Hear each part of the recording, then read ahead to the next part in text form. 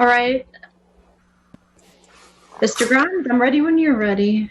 All right, we will start. Due to the COVID-19 emergency, the Planning Commission will conduct its essential business by electronic means rather than being required to gather in a quorum of the membership physically present in the same location because it's necessary to protect the health, safety, and welfare of Tennesseans. This meeting is in compliance with the Governor's Executive Order number 51, which remains in effect until 11:59 p.m. on August 29th, 2020. With that, I will call to order. And it says it has been determined that meeting electronically is necessary to protect the public health and safety and welfare in light of the coronavirus. This recording of this meeting will be available for public online. So we will determine if we have a quorum. I see there's Ray, Present. Paul, Mr. Comer. Ms. Blackwell was not be able to join us. Is Ms. Smith available? All right. And Mr. Crabtree. All right. With that being said, there is 4 members present. That is determined to be a quorum. So we can move forward with business. With that, if everybody would stand, and we will do the Pledge of Allegiance. All right. I'll start us off. I pledge allegiance to the flag of the United States of America and to the republic for which it stands, one nation, under God, indivisible, with liberty and justice for all. Thank you, everybody. All right. The committee has been given the minutes from our previous meeting. If you will look over those, and I will entertain a motion when everybody is ready.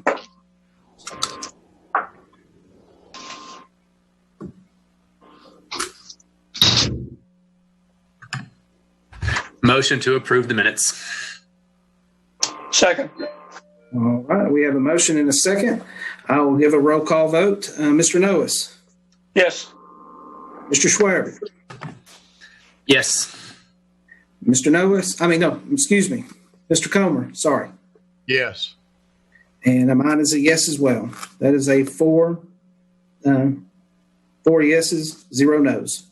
All right. Moving on to the next business. Do we have any reports from staff, Ms. Moody? Shelley Smith has joined us. Okay.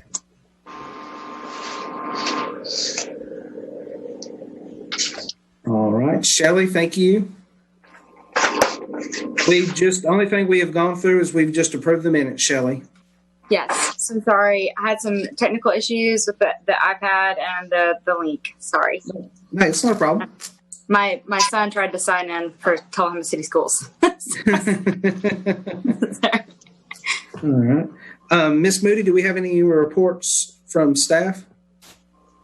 No reports. No reports. All right. With that, we have no old business. Now we have new business. Our first item on the agenda is a subdivision plat. It is Concord Heights Phase 3, major subdivision preliminary plat. So this is actually a public hearing. Go over these rules each time. I know we have several people here for a public hearing, so I don't know which people are wanting to speak to. In a public hearing, you are given 2 minutes to speak. When you please address who your name is and your address. And if you decide that you would like to give your 2 minutes to somebody else, you're more than welcome to do that. If we have a set spokesperson already assembled for one of the groups, if we at the beginning let us know, hey, we'll do it orderly. I plan on dedicating my 2 minutes to such and such. That way we can let that person have a good 10 or 14 minutes to speak instead of after their 2 minutes go off, then we're asking you to donate your 2 minutes and trying to get back in. So I'll just ask at the beginning, is there anybody that wants to donate their time on public hearing for Concord Heights Phase 3? Okay, with that, is there anybody that would like to speak about the Concord Heights Phase 3?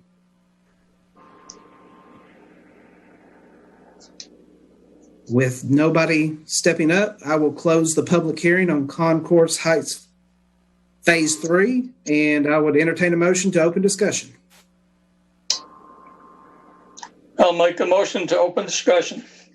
All right, we have a motion for Mr. Noes. Second. Second for Ms. Smith. All right, we are open. Move to approve. And what kind of questions do we have, if any? I would make a comment that this is not in the city, it's in the county, so it's outside the city limits. Yes, sir. It's in the Boza. I forgot, Miss Moody. I'm sorry. I just powered through staff's report for this as well. I apologize. It's okay. I will share. Yes, the proposed subdivision, it's proposing to create 20 residential lots in our Coffee County urban growth boundary. You may be familiar. It's near New Manchester Highway and Concord Road. And the current zoning in that area is RS1, which is their low density residential. And the proposed plat does meet all of their minimum lot and minimum lot width and minimum setbacks.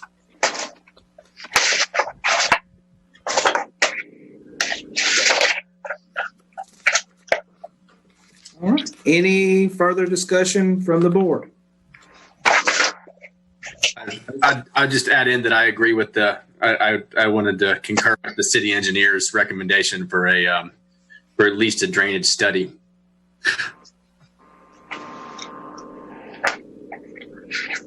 All right. If there's no further discussion, I will call the questions. Motion as it stands is move for approval of the Concord Heights Phase 3 major subdivision preliminary plat. Excuse me. Mr. Square?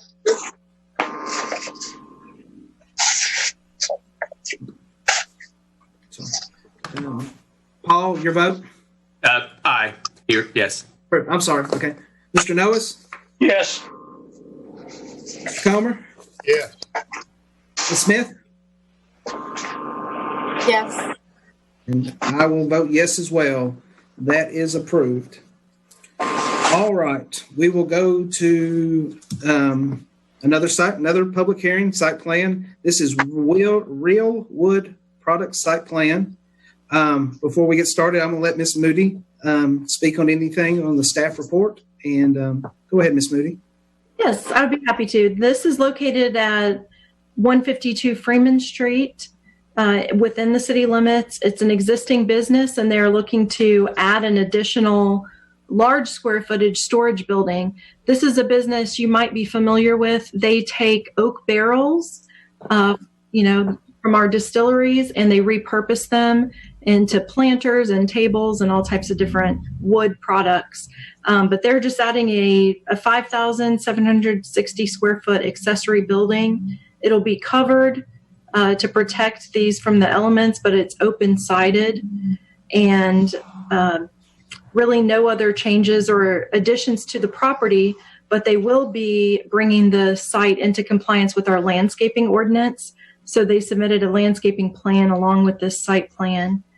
And I will also share that the engineer on this project, Kenny Sadler, sent me a message today. He regrets he could not attend, but we believe that Lonnie Self with OLG may be on this call to represent the project if you have any questions. Hello, Jennifer. Yes, I'm here. Great. Thank you. Thank you, Jennifer. All right. This is a public hearing. So once again, the public hearing rules, state your name and your address. You're allowed 2 minutes. My first question is we have anybody that will be donating their time to speak on this? All right. And then I will ask, is there anybody who would like to speak regarding this?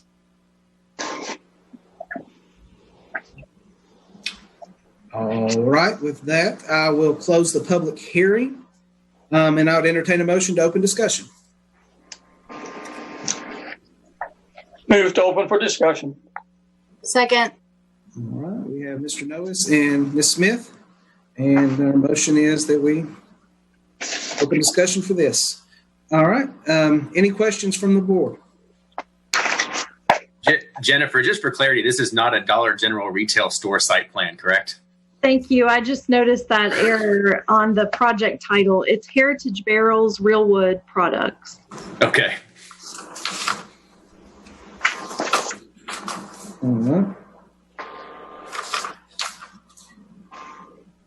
Any questions?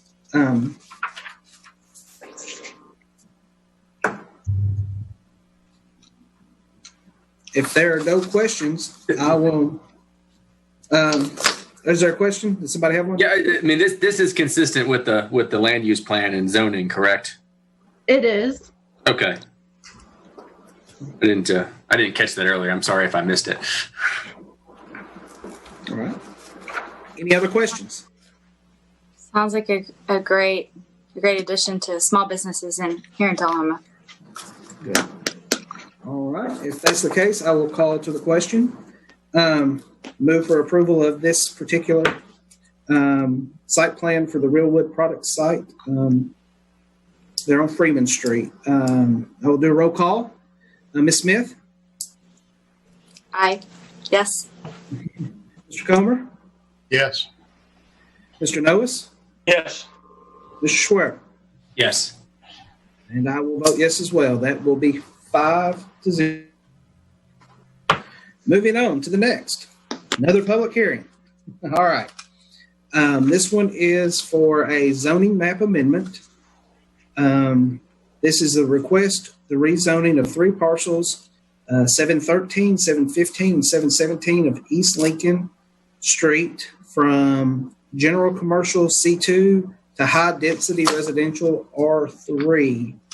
With that, Ms. Moody, can you fill us in? Yes, I'd be happy to. And I happen to have the applicant with me. He forgot it was going to be on Zoom, so he came to City Hall today. Let's see. This one is for 713, 715, and 717 East Lincoln Street. I think many of you will be familiar with this area. It's directly across from Dameron's Restaurant on East Lincoln. These lots are mid-block, and the applicant is looking to build shotgun-style single-family homes on these rather narrow lots. Each lot, and these are from just my measurements on the tax card, it looked to be between 50 feet or 60 feet in frontage, wide, and 150 feet deep. This is equal to our minimum lot size in the R3 residential district.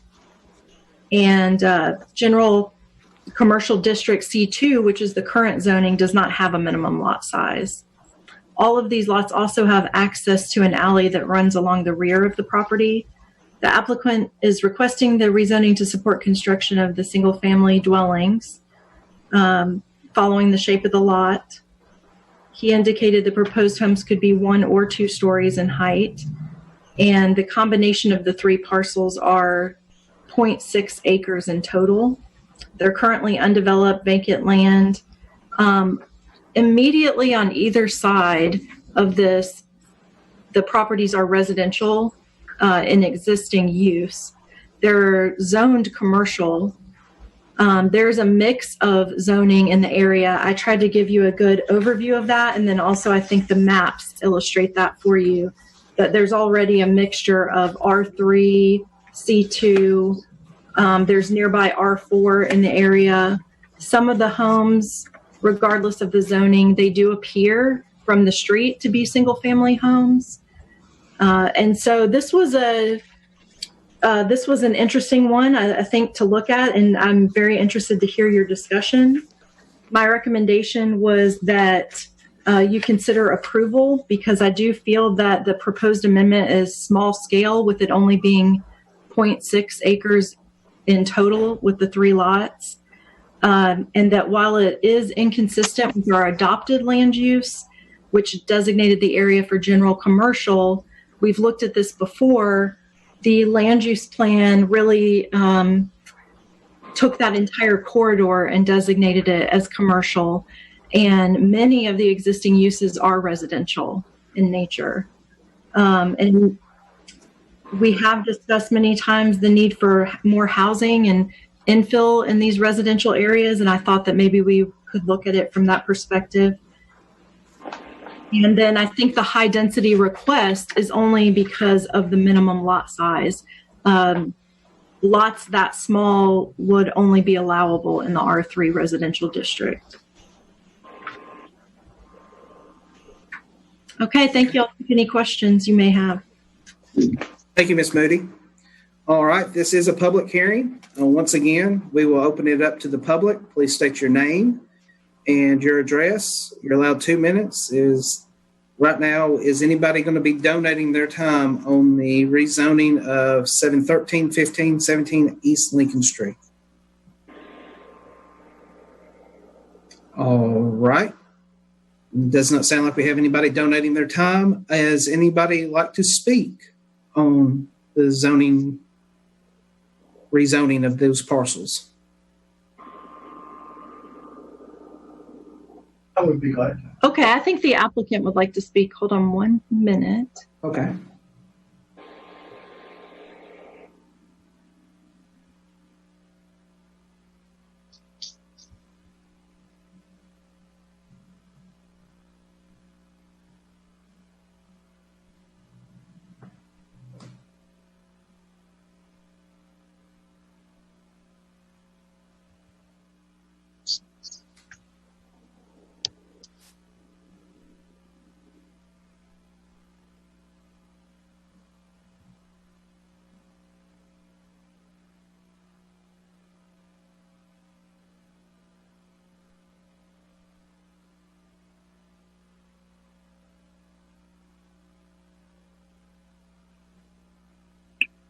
Okay, what about now?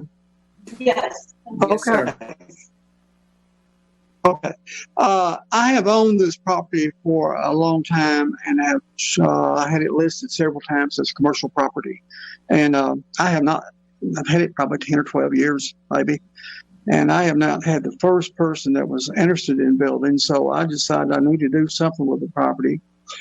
And this would be, I'm not talking about putting super cheap homes there, but I think some designed homes for narrow lots with a front entry with a drive, with a sidewalk out the front, and maybe use it accessing from the back with the coming in from the alley in the back would be most of your traffic there. But I'm not trying to put in a 500 or 1,000 square foot house here. I mean, there's room, there's plenty of home plans that are 30 to 35 foot wide that will fit perfect here. It's a good location. It's walkable to downtown. You've got a school there. You've got a grocery store. It is, I think, a very sellable lot and a very sellable house. And the neighborhood from back toward town is good. It's good out, on out through there even. But that's a good, it could work there. And I would appreciate it for your consideration. All right. Thank you, Mr. Howard. All right. Would anybody else like to speak? All right. And if not, I will close the public hearing.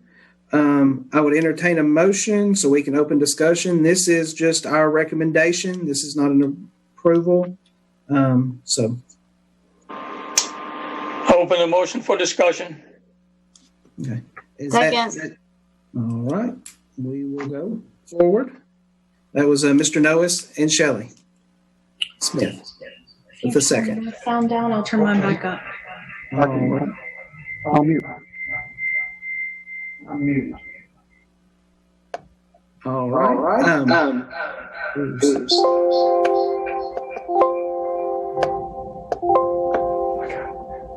Okay. All right. We're good. Okay, I think we got it now. All right. So as the motion stands, is this correct, Mr. Noes, that you favorable motion to the Board of Mayor and Aldermen for this rezoning? Is that correct? That's correct. Okay. I'm sorry. It kind of got a little crazy there. And we had I heard your first and I heard Shelley's second. I was just making sure that was the right one. All right. Any discussion within the board? So I would make the following comment. Excuse me, Paul. I would Go make ahead. the following comment that in that area, it's pretty apparent that the need for quality housing there, the type that's being proposed, is far greater need than the commercial development that might someday be used there. So that's why I suggest that that be favorably reviewed. Okay. I definitely agree with Ray. That sounds like a good use for that land. Couple of questions for Jennifer, I guess. Is there street parking at that block in Lincoln? Do we know? No, there's no on-street parking. Okay, because that would be also consistent with, I think, the type of houses he would like to put there. But I mean, I do know there's an alleyway, so I mean, you can have a garage in the rear or something like that too. Also, does it open up that one lot to the west? I guess maybe 7-11 to a kind of a spot zone. It's going to be kind of sitting by itself.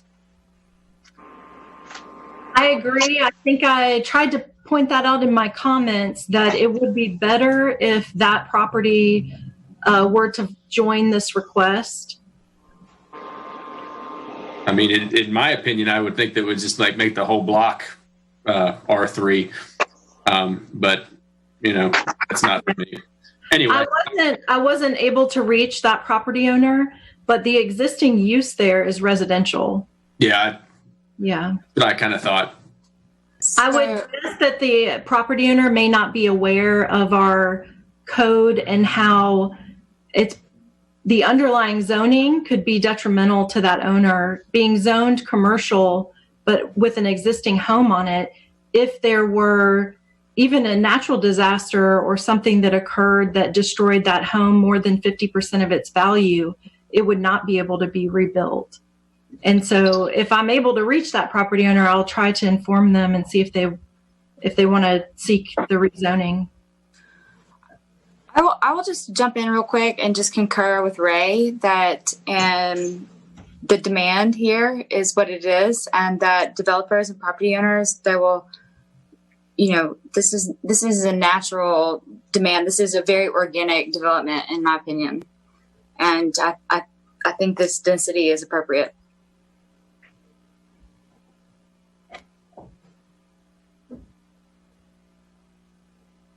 Anybody else have any comments? With that, I will call the question and I will ask for a vote. This is for the rezoning, a favorable recommendation to the Board of Mayor Alderman. Ms. Smith. Yes. Mr. Comer. Yes. Mr. Noes. Yes. Mr. Schwer. Yes. And I am a yes as well. So there's 5-0 favorable motion. All right. We are now to a second zoning map amendment. This is once again zoning map amendment. It's going to be requesting to rezone 2.3 acres at the Y intersection of Riley Creek Road and Ovoca Road from low density residential R1 to neighborhood commercial district C3. Of course, this will be a recommendation to the Board of Mayor and Aldermen. And I will first go to Ms. Moody if she would like to speak.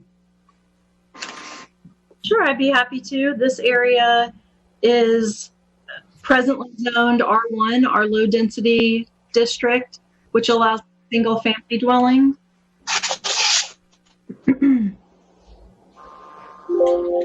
The future our land use plan shows it as low density residential going into the future. And I would say that's fairly consistent. All of the existing uses are either agricultural or residential, with mostly subdivisions in that area.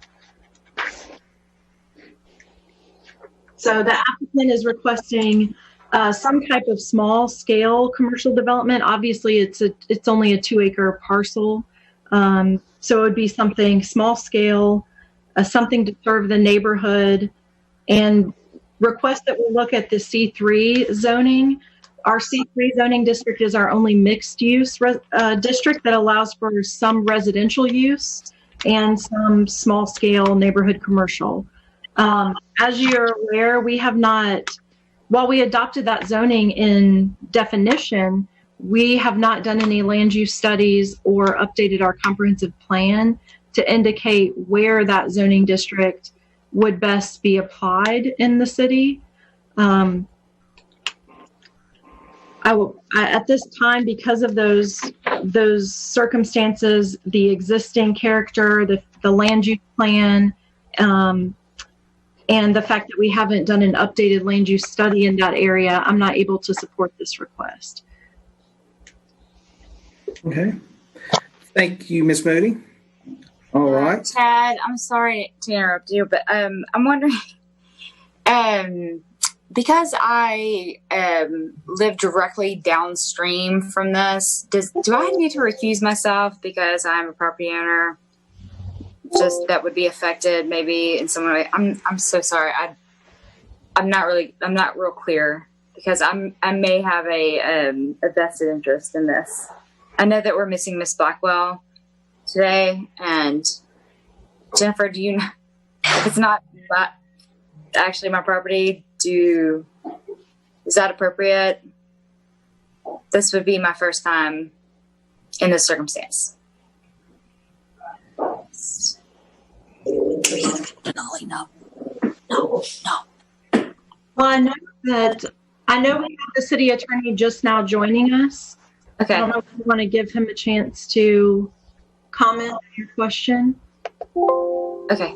Let's see if he gets connected here. So we would have shared riparian waterway. I just want to make sure. I don't think that there's an issue. I just want to make sure because I know that it's sort of been an issue, and I don't want to get myself into making any type of opinion that could be construed as in my best interest. I mean, I don't believe you have a direct conflict of interest and that you're not going to financially win or lose related to this rezoning request. Okay.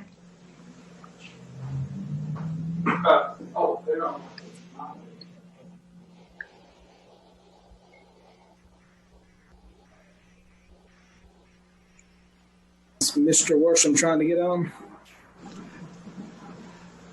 I can see he's connected, but I don't see any video.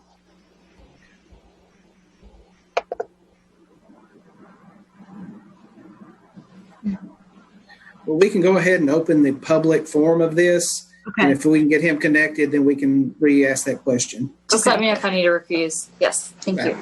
All right. Thank you, Shelley. All right. I'm about to open this up to public hearing. Once again, state your name and your address. You're allowed 2 minutes. I know we have multiple people on the call. And so is there anybody that would like to go ahead and donate their time to an individual? Yes. Yes, Chad. Yes. Renee King, 2108 Avoca Road. I would defer my 2 minutes and state your name and your address. Charlotte Oliver, 2108 Avoca Road. Who would you like Defer to both of ours. Okay. To anybody in particular? To Brian Hayes. Brian Hayes. Okay. Thank you.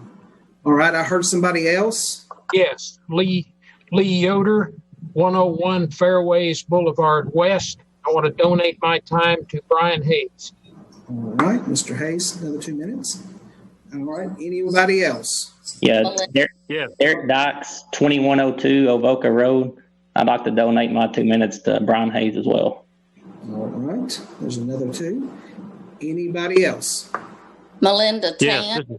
Oh, okay. Yes, Ms. Tan? I would like to donate my 2 minutes to Brian Hayes, please. Okay. Oh, 2014 Avoca. Thank you, Ms. Tan. Yeah. All right. I heard somebody else. I've been trying. This is John Nichols. I'm at 214 Fairways Boulevard North. I thought this was starting at 4:30, so I apologize. I'd like to donate my time, but I'd like to say quickly that I vehemently oppose this rezoning. Thank you very much. Who are you donating your time to, sir? Whoever wants to take it.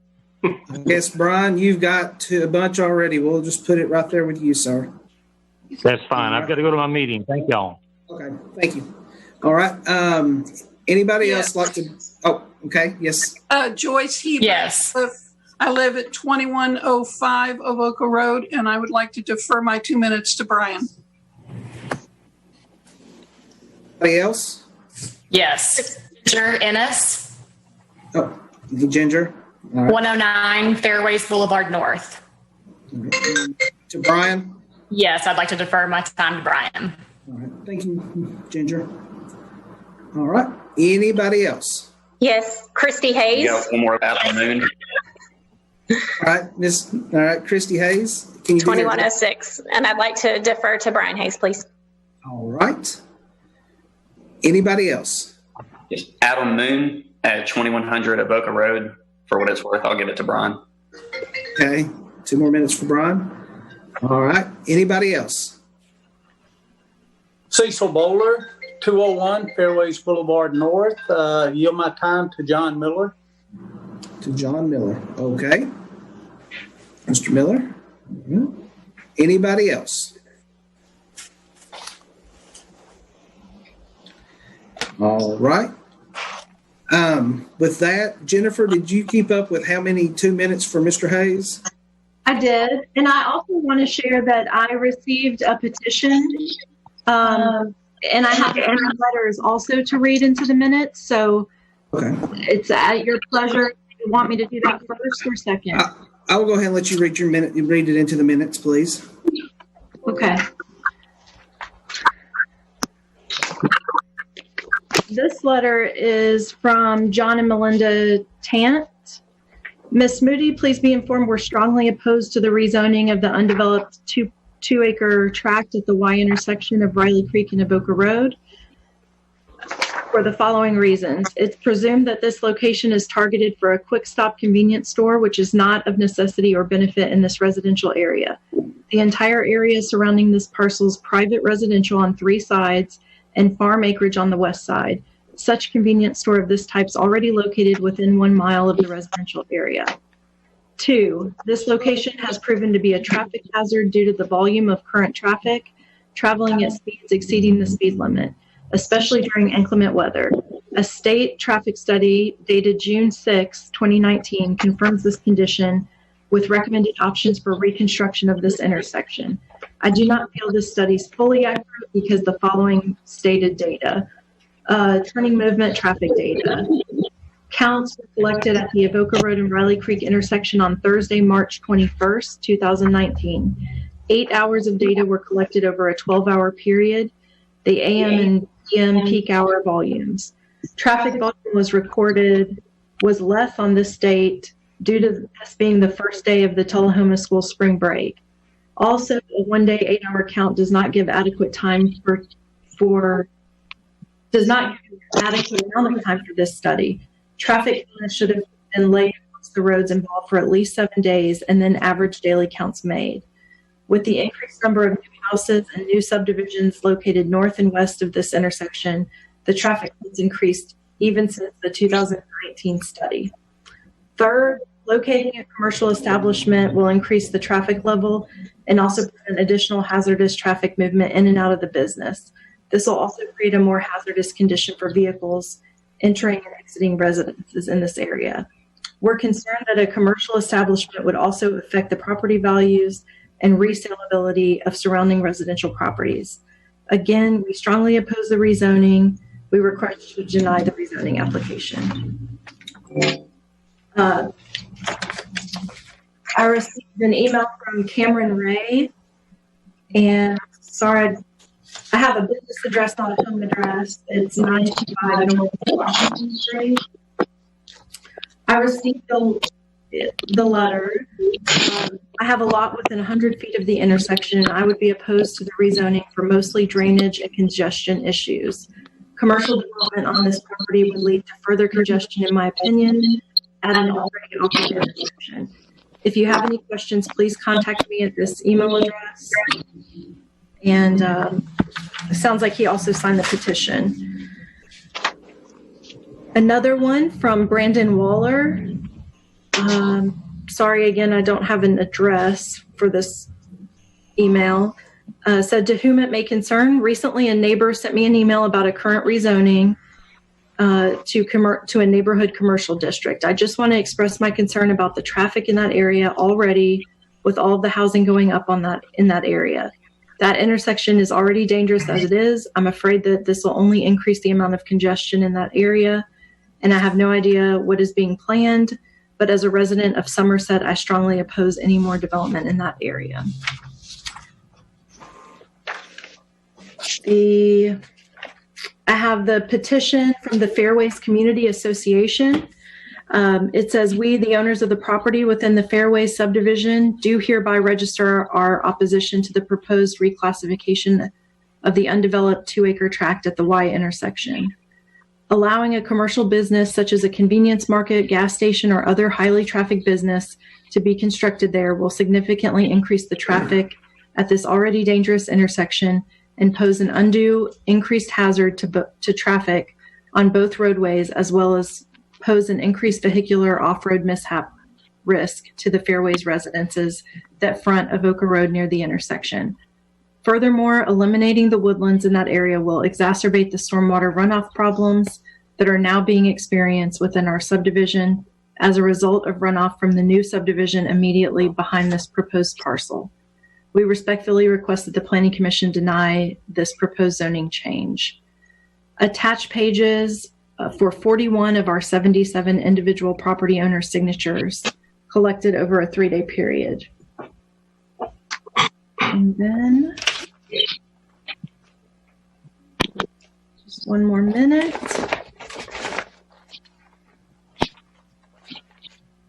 Edward and Brenda Lavery of 2325 Avoca Road said that they oppose for the following reasons. 1, safety of existing traffic at this awkward intersection. It's already a risk due to excessive speeding, traffic volume, and turn radius constraints. 2, the volume of traffic movements has increased with subdivision development and single-family homes directly behind this wide tract of land. 3, an increase in transient people may subject households and children playing outside to unforeseen risks. 4, any commercial establishment would reduce the appeal of the area, given a major reason that families choose to live in the Riley Creek, Avoca Road area is enjoyment of the serenity there. Laura Vaughn sent this. I live at 307 Somerset Lane and drive by the intersection several times a day.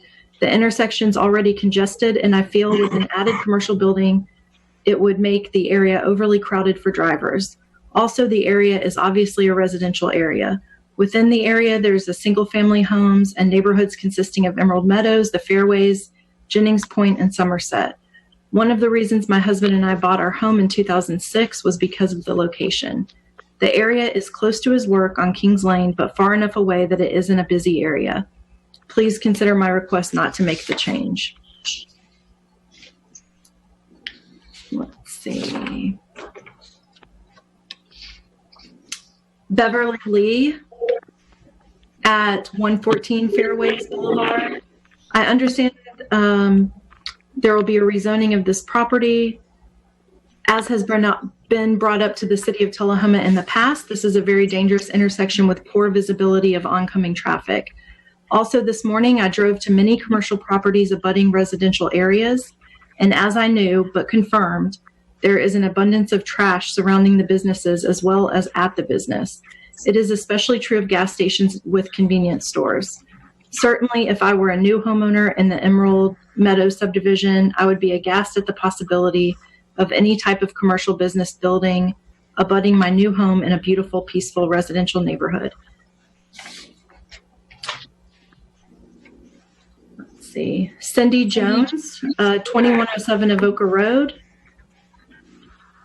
I am opposed to the rezoning of subject property to C3. I moved to Tennessee in 2019 and specifically selected my property in Tullahoma due to its location, neighboring subdivisions, property value, and safety. The surrounding neighborhoods to this 2-acre property is family-oriented and it should remain such. The traffic at the Y intersection has increased significantly in the past year, as well as Avoca Road. The excessive speed of vehicles has increased as well on Avoca. I fear that a commercial property would significantly increase traffic to the already existing traffic issues, pose a safety risk, and cause a negative impact on home values to surrounding neighborhoods. Thank you for the opportunity to provide comment. I stand opposed to this rezoning. Kim Morris at 2019 and 2021 Avoca Road. They said, we own my grandparents' houses at 2019 and 2021 Avoca Road and rent them to families in Tullahoma. As you know, this intersection is already very congested and dangerous. Since I can remember, it's always been difficult to turn into driveways for fear of being rear-ended, and pulling out of the driveways is treacherous as well. In fact, my husband's mother was involved in a serious wreck back in the 70s. This area has grown significantly since then, making the intersection increasingly hazardous. Rezoning the tract for commercial use would severely impact the traffic flow, making the intersection extremely unsafe, if not deadly. This proposed rezoning will also affect many more residents than our 2 homes, residents that bought their homes in purely residential communities on the outskirts of the city limits. The increased congestion at the intersection, diminished property values, and the environmental concerns of water runoff are all very valid reasons not to negatively impact the area by commercially rezoning this small 2-acre tract in the middle of residential communities. My husband and I strongly urge this committee to vote against the rezoning. David and Kim Morris. All right. Is that it? Okay. Thank you, Ms. Moody. We heard Mr. Hayes' name quite a few times. How much time is yielded to Mr. Hayes at this time? Oh, thank you. I'm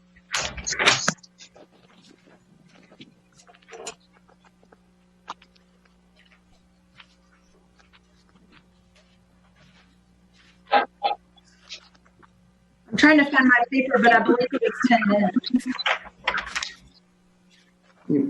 There we go, 10 minutes. 10 minutes? I'm sorry, 10 people. 10 people, okay. Okay. I have 20 minutes.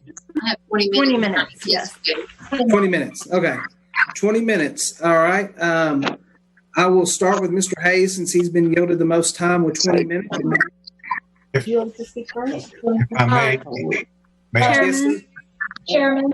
Yes. Would it be appropriate to let the applicant? He said he may save them some minutes. Okay, that'll be perfectly fine. Mr. Howard, if you would go ahead and we'll give you the first 2 minutes and then we'll go from there. Okay. They hear me off your speaker, Jennifer. Actually, here's yours. Okay, I know I'll try it. Okay, am I on now? Okay, I didn't, oh, hang on.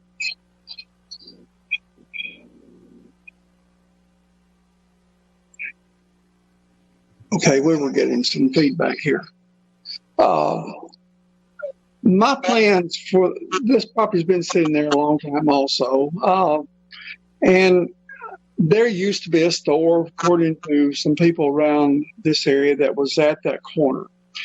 I realized I came into this meeting knowing how you guys felt about this, and I understand your feelings about it. And I'm not trying to really come in there and put a 7-Eleven store in. I don't even have anything in mind to put in that location.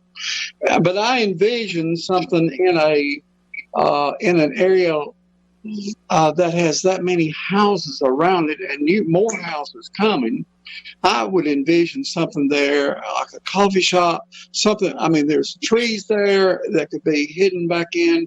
The drainage problem was mentioned a while ago of the neighboring subdivision that could be helped by this property, by giving that some of that property to the city, and also the traffic. I mean, the entrance up there that could be helped. But I was just envisioning something that people could walk to on all those sidewalks that we're putting in out there. As a neighbor, something for the neighborhood.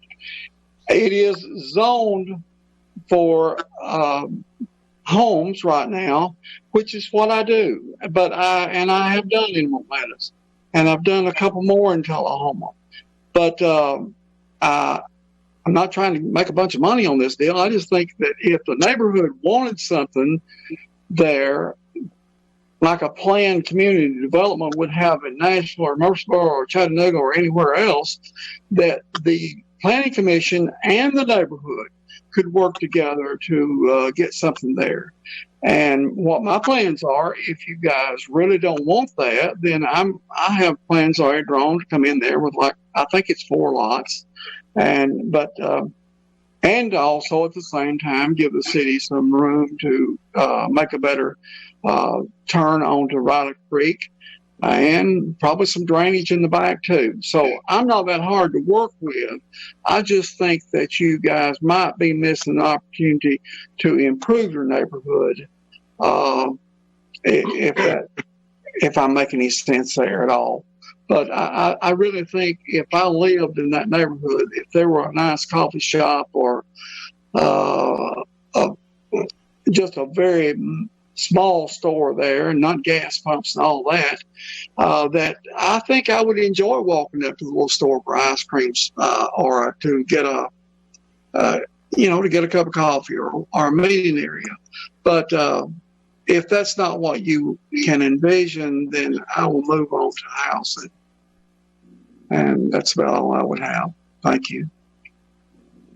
Thank you, Mr. Howard. All right. Mr. Hayes, you're allowed 20 minutes. If you would just state your name and your address, and then Nina's got the time. She'll let us know when your 20 minutes is up. Okay. Thank you, Mr. Grimes. My name is Brian Hayes. I live at 2106 Avoca Road. I'm directly across from this property that's under questioning for rezoning. I'm a voice for basically most of the neighbors that live along Avoca Road, as well as some of Fairways and from Emerald Meadows and the new Flint Rock subdivision there that's just been developed. One thing I want to, talk, with Mr. Howard is, we do want to work with you and hope you work with the city on getting this property straightened out. This property has a long history of drainage problems, and it's been the problem is worse with the new Emerald Meadows development and the new Flint Rock subdivision development. I think there was some lack of drainage plans in those developments. And I do have a presentation here, and hopefully you can see my screen. Maybe can you share a screen, Jennifer?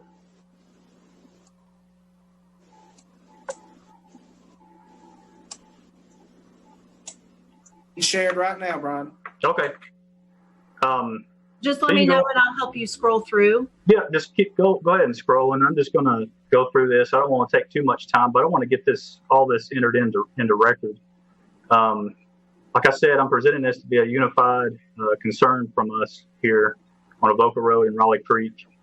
And basically, we know this is already approved for residential houses. And, we just want to make sure that even if this development goes forth with 4 houses or whatever, we want to make sure that traffic and drainage is really addressed in this. It's a major concern to all of us, and it's a major engineering problem for a civil engineer.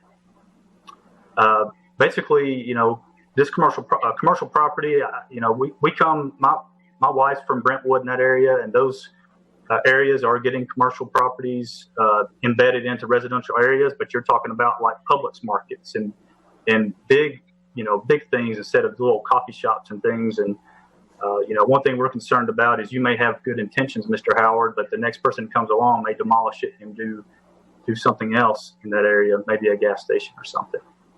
And just up front, we're definitely hoping the Planning Commission denies this approval to rezone to commercial. So you can go to the next slide, please. And, from reading Mr. Tant's letter, I concur with his assessment. I'm an engineer, so I look at things analytically. And one thing I look at is a one-day study on a time that's not a very good traffic situation at that Y intersection. Is very little experimental data. So your uncertainty of how good that study is just went way, way up into where it's really uncertain if what those traffic engineers did is actually good and consistent data. So you keep going to the next. The biggest things that we all know, I've lived in Tullahoma since '83. When I was in high school, I had a not a direct friend, but a brother of a friend, a graduating class, died on Avoca Road. Was before the actual speed bumps were put in down the way past Avoca Lake. So speeding's been a problem for a long time. And it's just getting worse with the increased number of subdivisions and things like that. Speed limit's around 30, 35, but most people are doing 40 to 50. There's probably about 5 to 10 cars each day.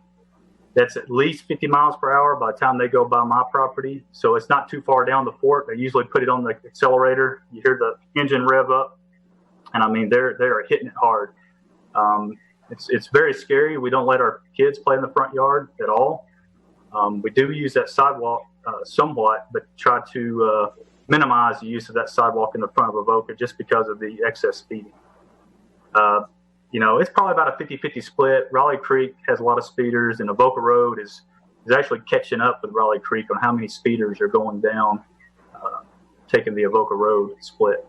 Go to the next slide, please.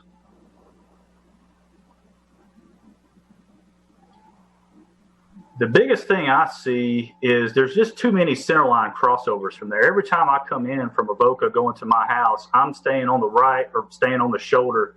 There's always a crossover there. There's just not enough bank. People are not paying attention. People doing 40, 50 miles per hour. There's just no way to maintain your lane. A lot of times it's tractor trailers coming from Smead Machine or Dickel or maybe something else out there. They never hold their lane. So I'm always cautious. My wife is cautious. We always slow down at that intersection just because we're used to doing that, 3 to 6 times a day. So we just see that a lot. And of course the cell phone thing, everybody's playing on their cell phone and you'll see it. We slow down to about 20, 25 miles per hour. Someone kind of veers in our lane. And it could be just ever so slightly. It doesn't take much to have a small collision there. So you go to the next slide, please. On this property here, that's the thing is, how do you get in and out of this property?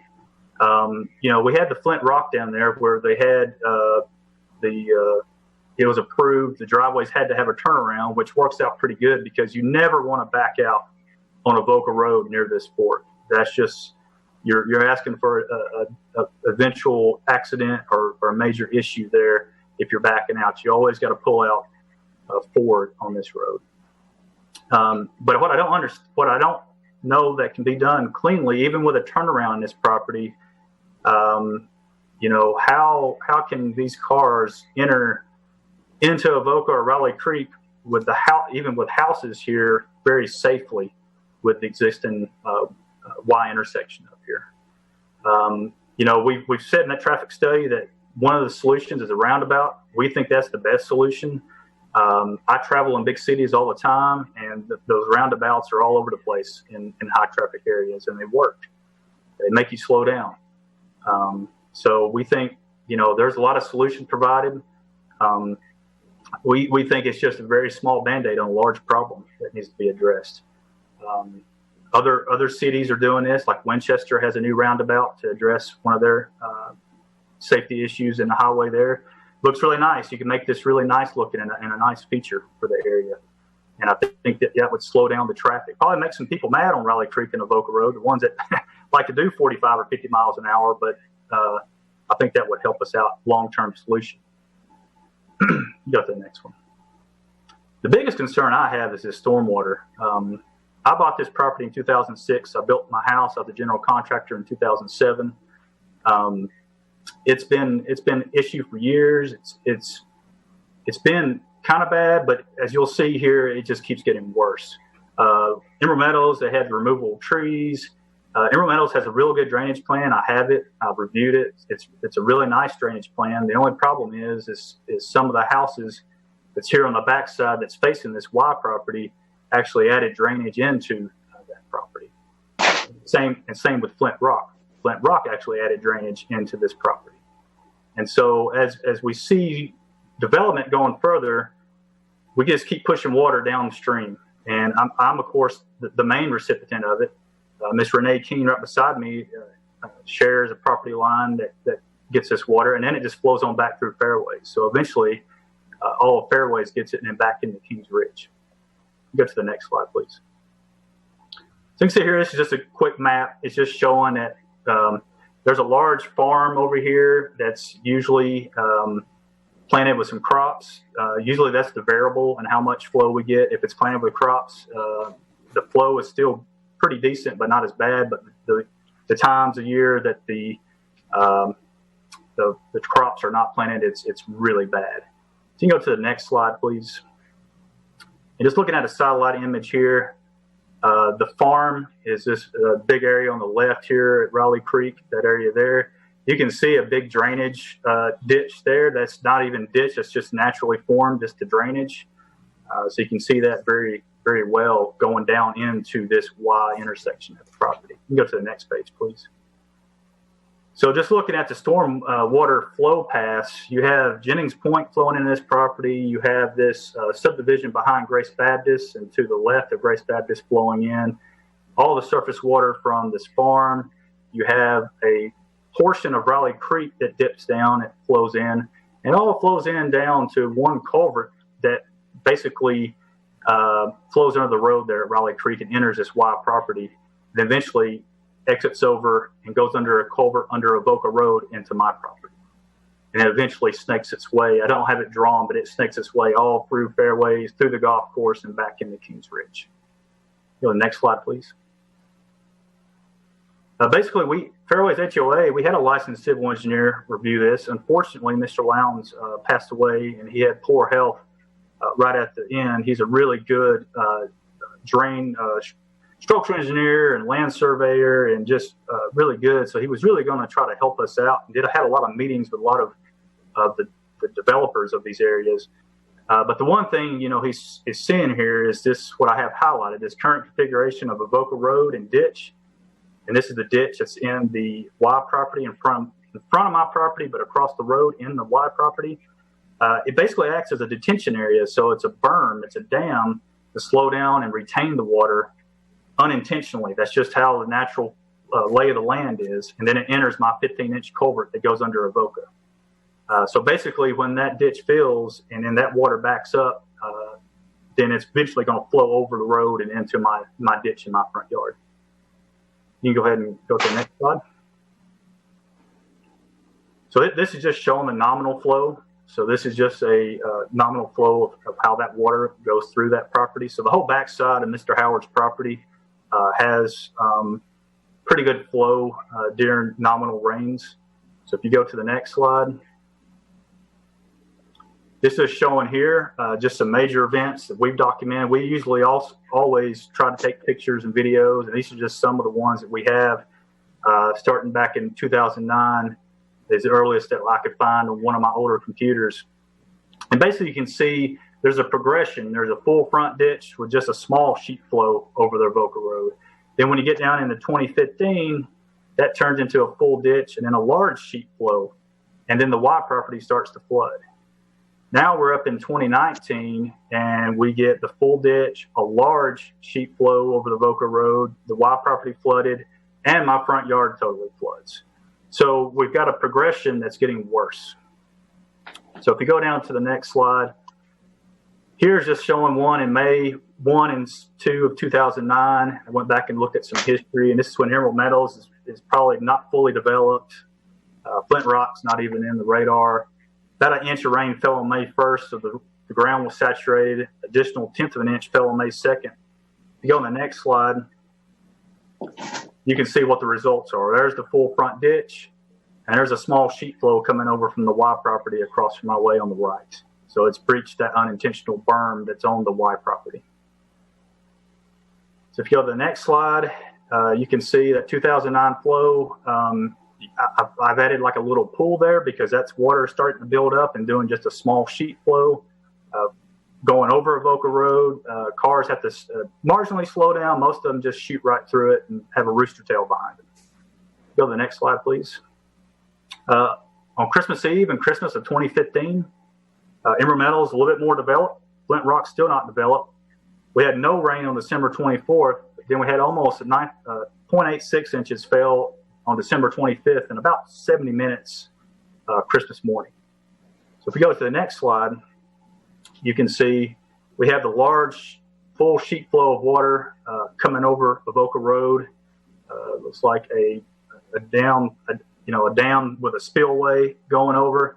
And you see the Y property on that side. The Y property has flooded greatly on the other side of the road for me at 2106.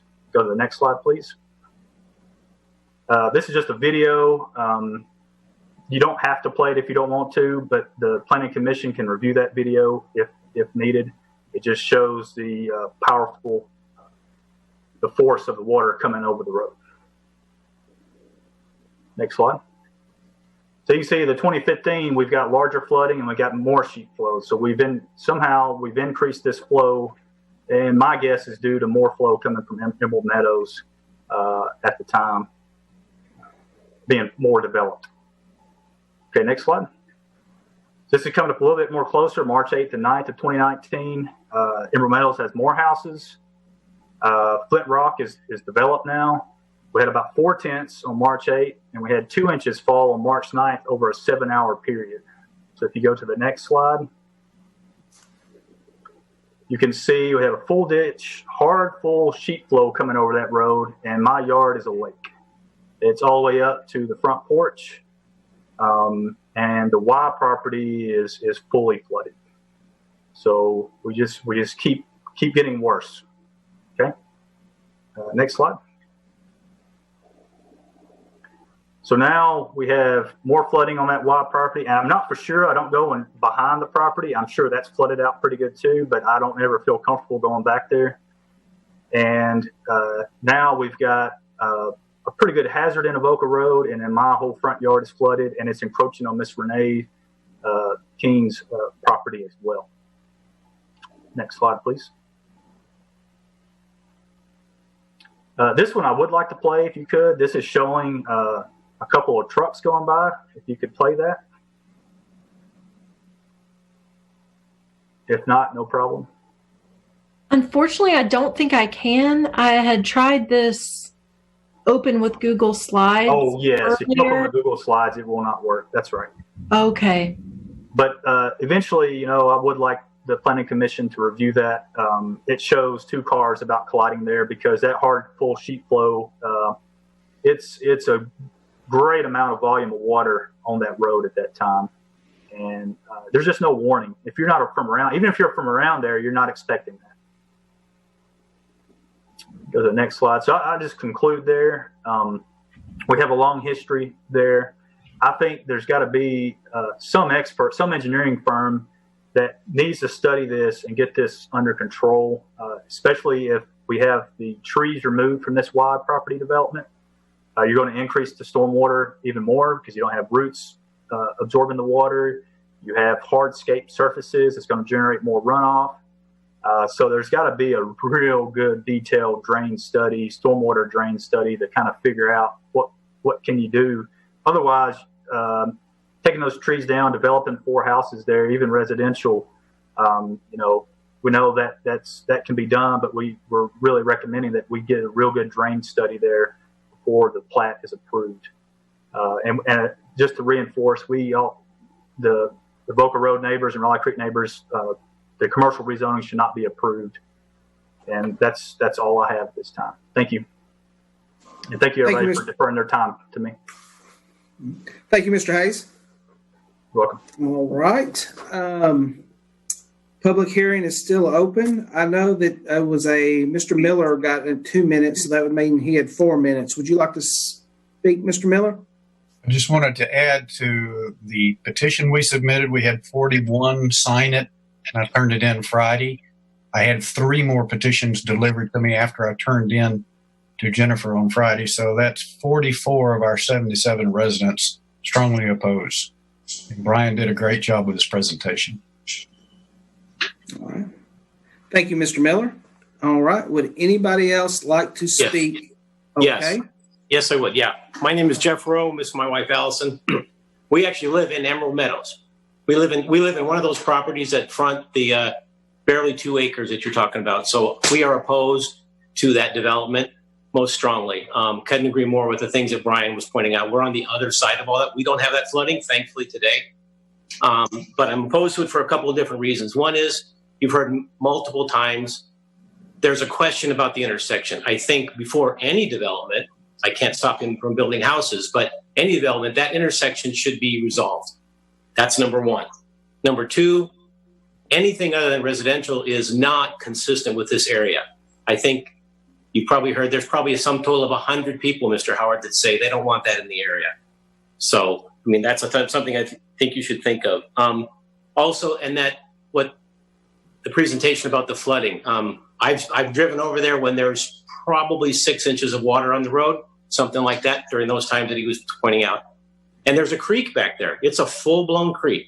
It happens to be dry today, but there's water in it all the time. So, I mean, it's not even 2 acres. I don't even know how much there would be developed that you could develop, because I believe there has to be setbacks and things between those type of waterways. It's a waterway, to be sure, with other drainage areas coming into it. So those are the reasons that I'm opposed to it. I guess I'm the only person on this video chat from the Emerald Meadows subdivision, but I'm not going to try to represent them, but I've talked to my neighbors who are greater than 100 feet away from this and didn't know about this. And they said, well, wow, I'd be against that as well.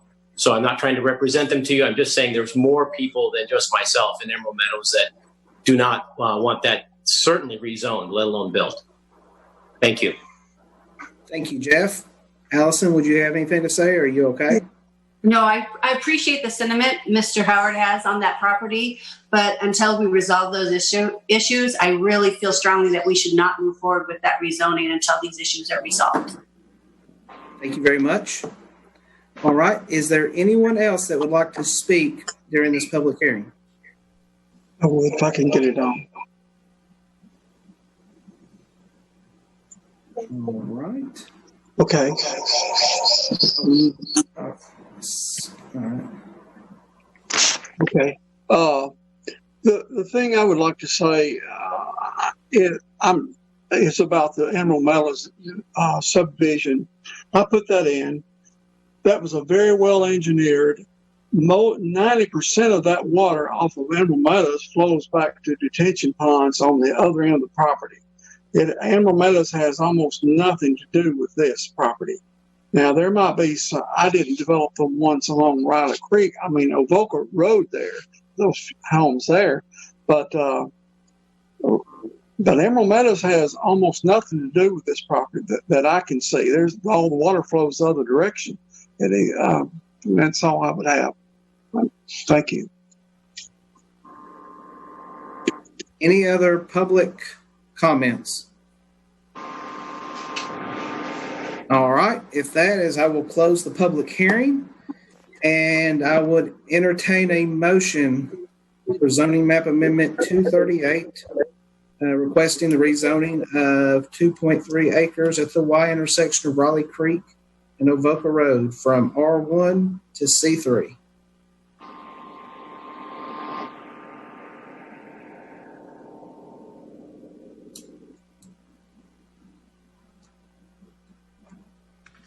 Motion to oppose.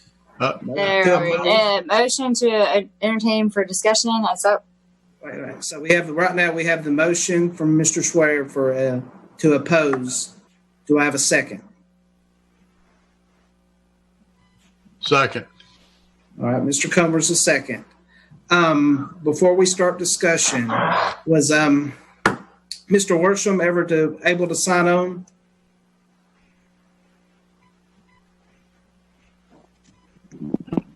I will take that as a no. All right.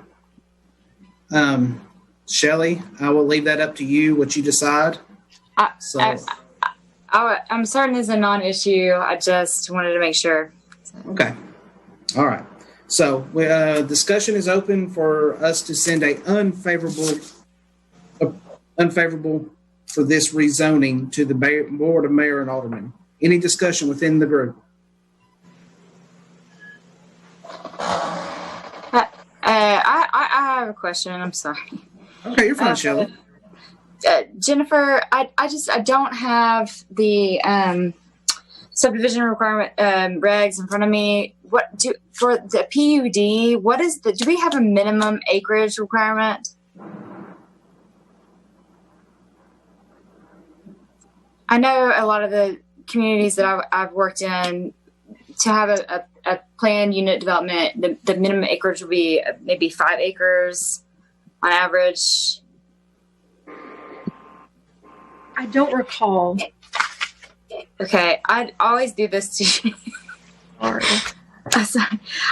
My only thing is I'm just to be honest, I support walkable urbanism, and there are a ton of houses there. While I don't understand exactly, because I'm usually on the other side of the fence, or I'm the developer coming before the Planning Commission. So in that agenda packet, he specifically says he wanted to put maybe possibly a quick stop in there. And so that's a very specific use, but the use for commercial is very broad. But a planned unit development would be in more of a negotiation, where if everyone said, okay, we don't want an asphalt, we don't want a bunch of hardscaping, or we don't want all these parking, like all this traffic. But if you wanted to have a neighborhood market or something that was a benefit to the neighborhoods, that was more of an amenity to the neighborhoods that are there, and less of a gas station, that would be maybe a way to compromise. But I'm not sure. It's such a small lot. The acreage is so small. I don't know. I'm just looking to you whether that would be an option. Because otherwise, just opening it up to commercial seems odd to me, but make it unless it benefits the surrounding neighborhoods. But if it was more of a neighborhood amenity or center, that could be a compromise, if that makes sense to everyone. And that would be what your a planned unit development, or a PDD in other states I've worked in. But okay, I don't know if that's an option or not.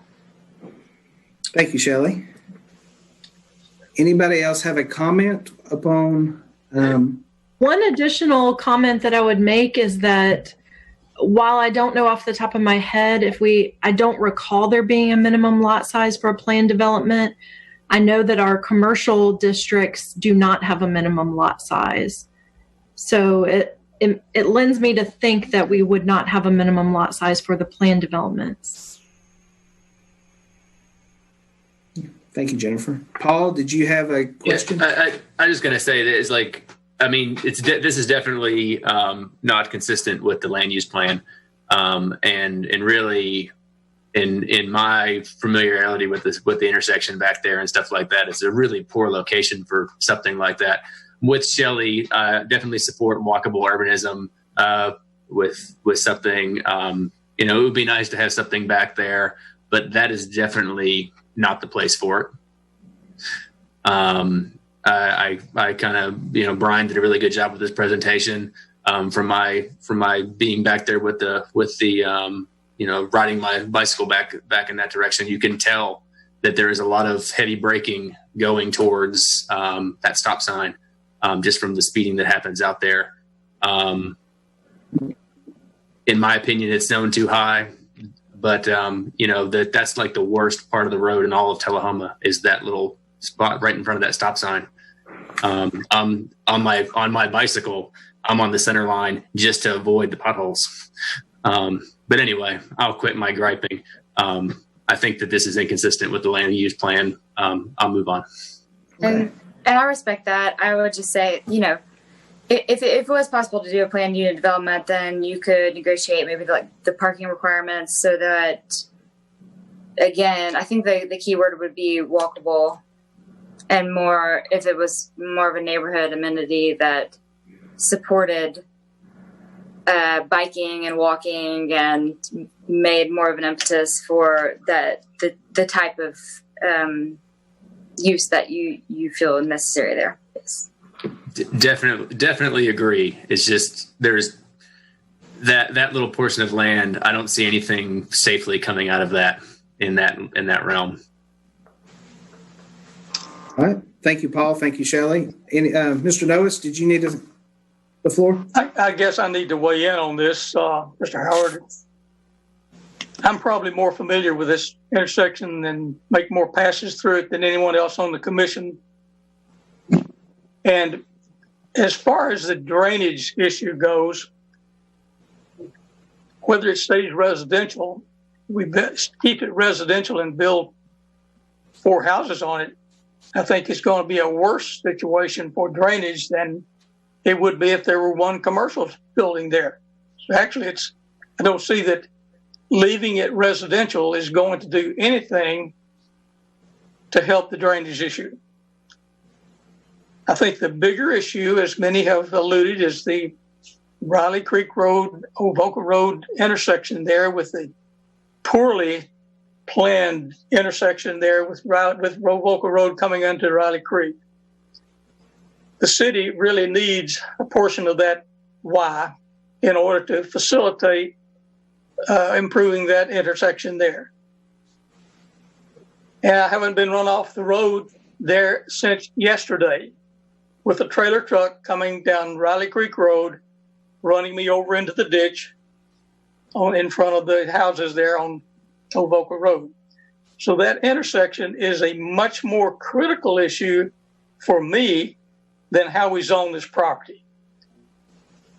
And being, yes, I agree that it's not consistent with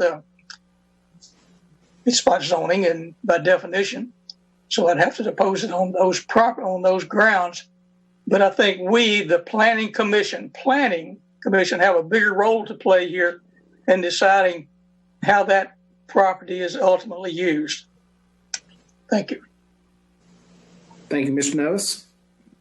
All right. Is there any other comments from the commission?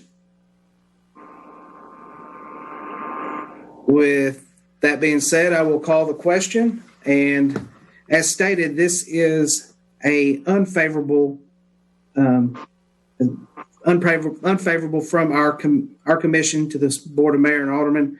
So basically, if you're saying yes, you're saying no, we don't like it. I know it's kind of a little different there, but with that, Mr. Noes?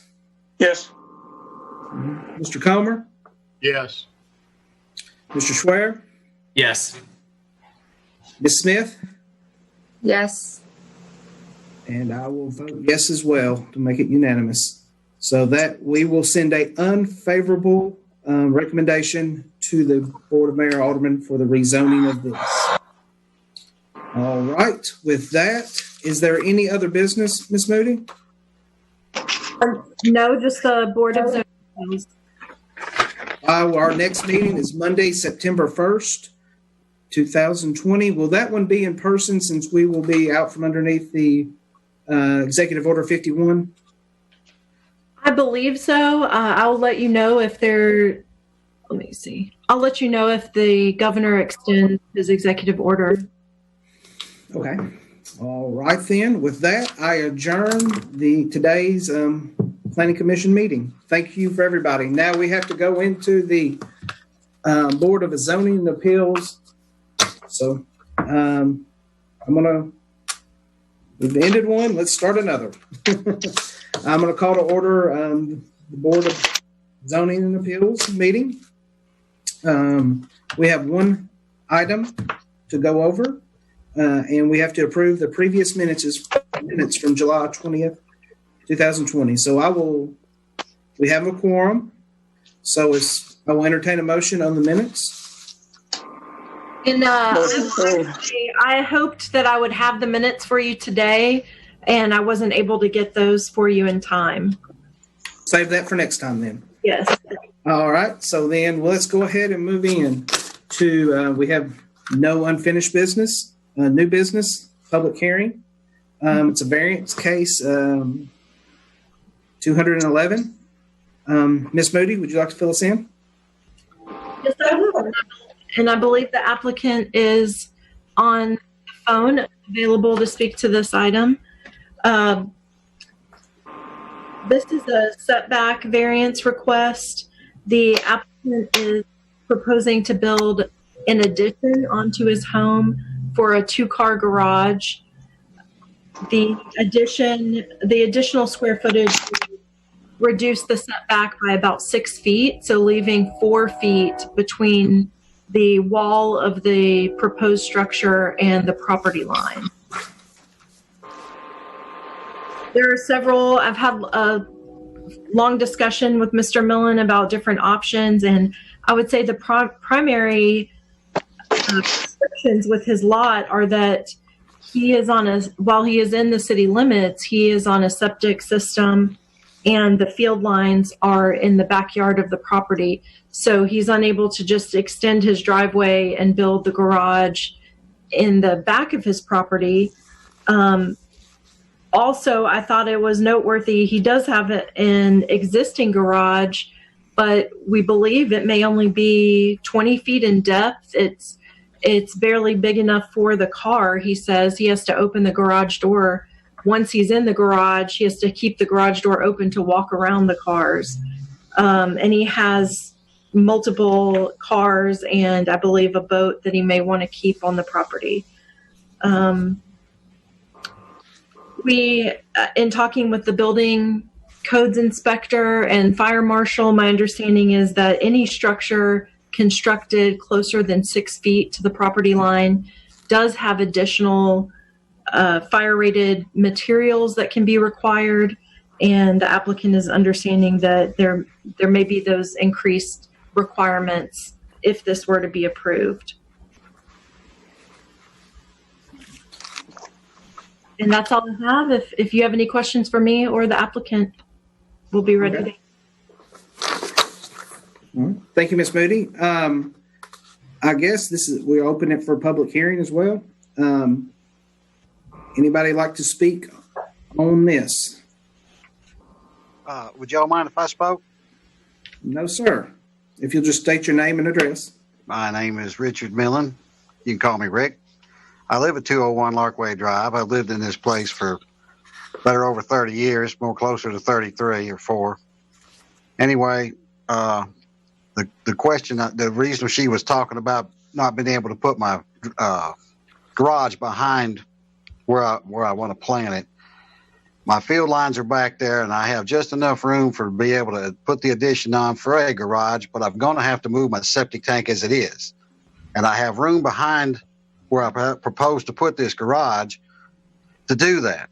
But if I have to have all the setbacks and have to do all the other by putting the garage back there and all, then I have to redo my whole septic system and so on. And I'm trying to avoid to do that if I have to. So to be able to set the tank back there in the back, right behind, there's supposed to be some pictures there somewhere. I hope Jennifer had them. I just need 4 foot of setback from the property line, and I can attach it to the house and move my tank, and everything will work out just fine.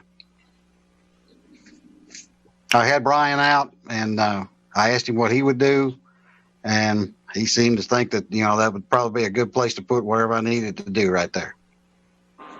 As long as with the fire rated walls and all that kind of stuff, we talked about all that type of stuff. And I'm good with that. So I'd appreciate your help. Thank you, Mr. Miller. Any other public comments? If not, I will close the public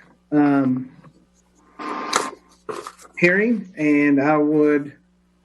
I'm sorry, Jennifer, I may have missed it. Did you give your staff recommendation? I will say the pictures are available in your packet that Mr. Millen was referring to. And then,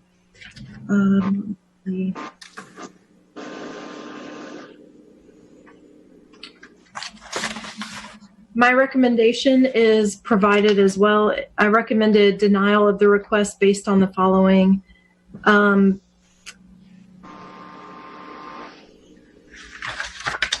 me see. Hold on. I'm not sure that I have the correct thing in front of me.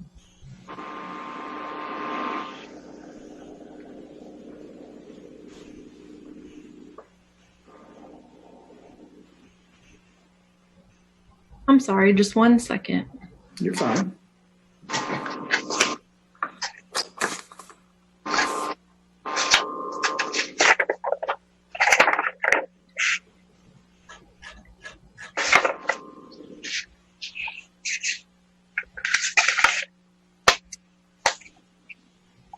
So I'll just walk through my recommendations. There are several considerations when you look at the standards for approving a variance, and I know the commissioners know well that they're fairly narrow. We very rarely grant a variance.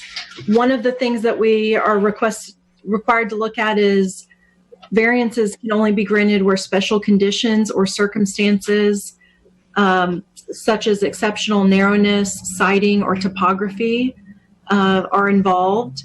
And my finding was that the lot is relatively flat. The dimensions of the lot are approximately 100 feet in width, 200 feet in depth.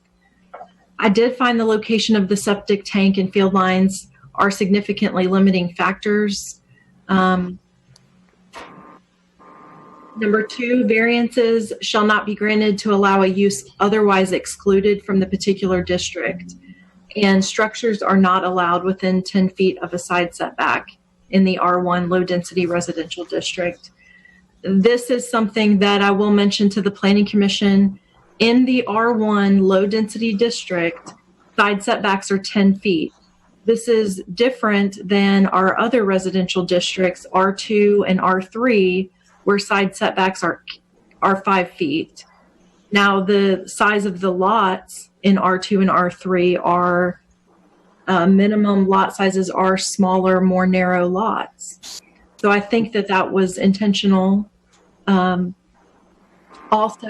in talking with the fire marshal and some of our utilities and also public works regarding stormwater, many times these areas are used as drainage ways, and they have some concern about the water runoff from roof structures if they're allowed to build structures in the side setback. Emergency vehicle access, they use the 10 feet between properties if they need emergency access to property. Also, if there's any conditions, we can consider conditions that the strict application of the provisions of our ordinance would deprive the applicant of any reasonable use of his land. Mere loss of value shall not justify a variance. There must be a deprivation of beneficial use. And my finding was that I could find no evidence that the applicant would be deprived of any reasonable use. The property is primarily a single-family residence with an existing attached garage. It's just unfortunate that he may need to reduce the width of his proposed addition to maybe even a 1-car rather than a 2-car, or orient 1 car in front of the other, possibly.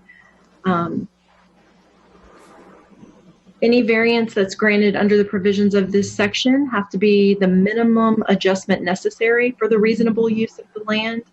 I did find this request would be a minor adjustment because the building would extend into the side setback, and building and fire concerns about the reduced separation could be addressed through the use of fire-rated materials.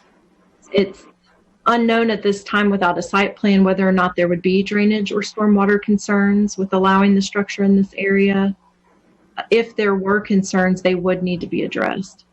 And then last, the granting of any variance has to be in harmony with the general purposes and intent of the ordinance, not be injurious to the neighborhood, detrimental to the public health, safety, and welfare, or in conflict with the comprehensive development plan. And I found that allowing a structure to encroach into the side setback could be detrimental to the welfare and public health. These areas, as I said, from speaking with other staff members, they are used to provide drainage ways for stormwater runoff, which could be negatively impacted, and generally setbacks provide for intentional separation between neighboring structures for fire safety, utility easements, utility, or emergency vehicle access. I can address some of those if you want me to. Actually, 1 second. Let me make sure that the members of our board have any questions, and then you can address those, and we'll let you go by that. That's not a problem. All right. Thank you, Jennifer, for that. Do I have any questions from our committee or board?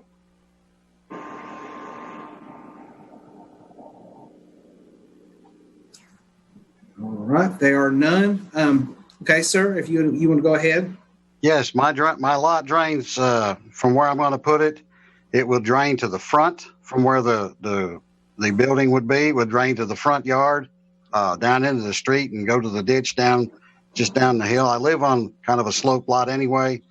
The water in the back of the structure always drains to the back of the lot and down behind my lot into the ditch that's on down in there.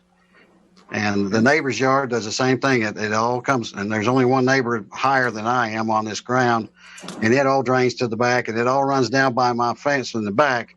And I've got like a 3-foot section on my fence back there. I can't grow grass because that's where all the water goes. And as far as getting in the backyard, on the other side of my house, I have 2 double gates to allow entrance and so that you don't ever come back through where I'm going to put this garage. I've always kept my old basketball pole there, so you don't drive across my septic tank and get into my field lines back there. You can always go through the other side of the lot. And I lost you. She's just showing us pictures. Okay. Yes. All right. And then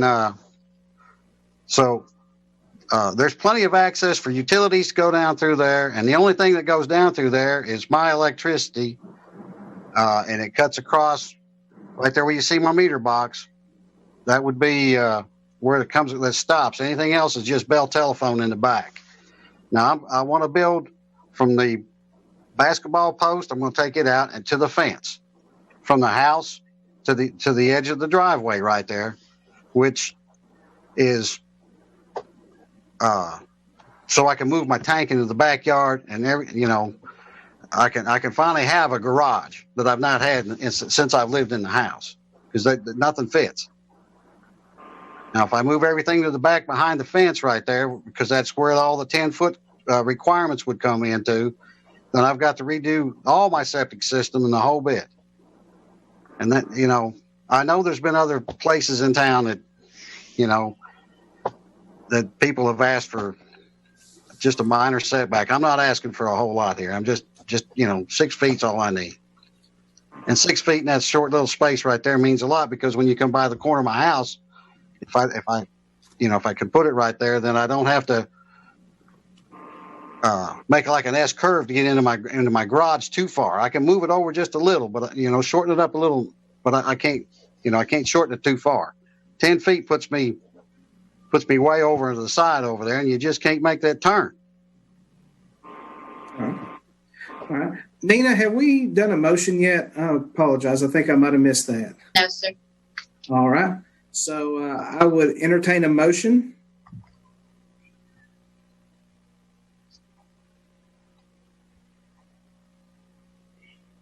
What's the motion for? I just need a motion from the floor. I can't make a motion.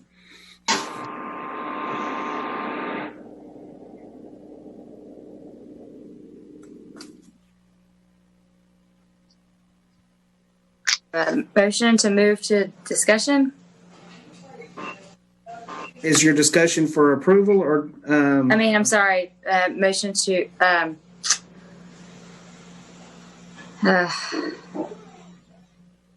I guess I'm sorry. Help me out here. If I want to talk to other members of the board about this, what do I need to? Do I need to make any type? I need to say. You can make a motion for approval or not approval, and then we can open it for discussion, and then that's how. Okay, great. Or we can actually open it for approval, and then if everybody votes no, then everybody votes no. It's just however. Motion for approval and talk about it. All right, do we have a second?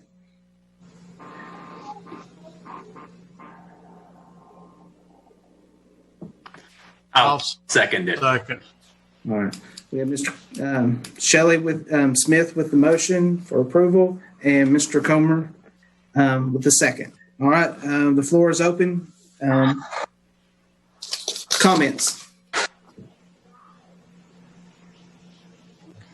Yep. I just have one question. Can somebody clarify for me about explain to me about the field lines one more time? Is that a public right of way or not?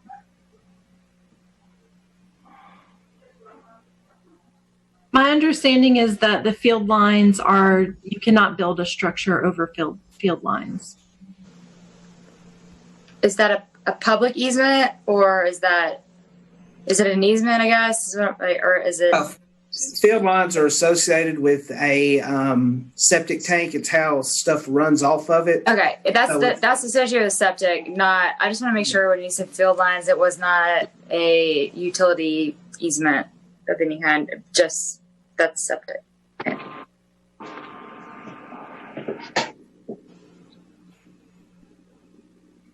All right.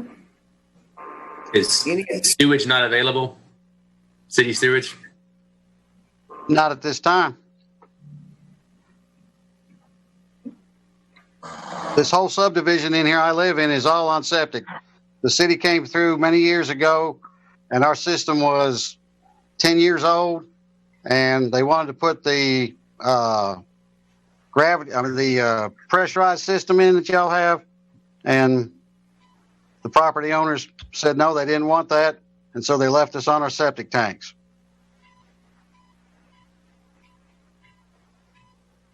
All right.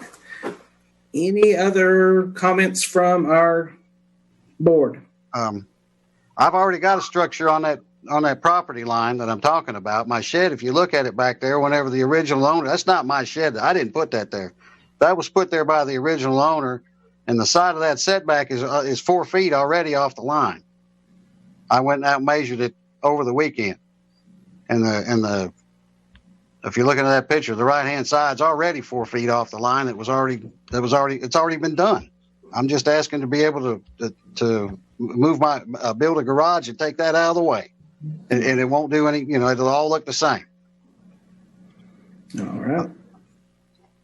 Any other comments from our board? If not, I'm going to call the question. All right. I will. So the motion on the floor is to approve the variance case 211 for a setback under 10 feet with some conditions of the fire resistant building. I think that's part of it. All right. All right, Mr. Noes. Move to approve. All right. Ms. Smith. Approve. Yes. All right. Mr. Schwer? No. Mr. Noes? I'm sorry, I already got Mr. Noes. Yeah. Mr. Comer. Sorry, Mr. Comer. Yes. And I will vote no, but 3-2, the variance does pass. Thank All you right. so very much. So with that, any other new business? I see none. We adjourn this meeting. Thank you, everybody, for coming. Thank y'all. Yeah. Thank you.